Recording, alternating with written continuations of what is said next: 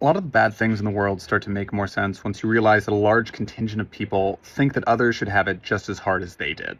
You see this all the time in workplaces where the older generation will justify some toxic treatment of junior staff by saying, "You have no idea how hard we had it." But it's plenty common in families too, where mistreatment will be justified as either necessary suffering to grow or somehow acceptable because it's at least 1 degree less bad than the mistreatment the older generation endured. Now, I've known about this phenomenon for a while, but I was recently reminded of it by Books Rebound in a comment on my video about people shaming GLP-1 users. And I just want to say, while I accept that struggling in the right instances can be a useful component for growth, and all of us are likely to encounter mistreatment or toxic behaviors in some elements of our familial, professional, or social lives as we grow, what we choose to do with that suffering and mistreatment says a lot about us. For me, receiving mistreatment should be educational insofar as you then know what behaviors not to pass on to the next generation or what drivers of suffering we should work to eliminate in the world around us.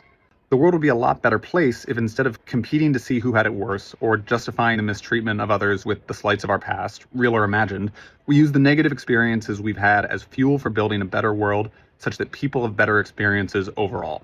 Your suffering is your calling towards what problems to address. And personally, I'm so focused on addressing the toxic elements of masculinity because they were the behaviors that I came up steeped in and then perpetuated earlier in my life. So I know firsthand how hard it is to identify and excise these elements from our lives. But friends, the fruits of those labors are well worth it.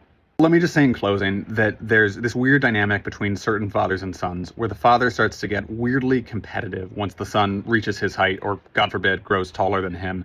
And friends, that's bad. Real men want sons who stand taller than them, literally or metaphorically. And I hope in 2026 we can all do our part to make it so that more people never know the suffering or mistreatment that we ourselves have endured. Happy New Year.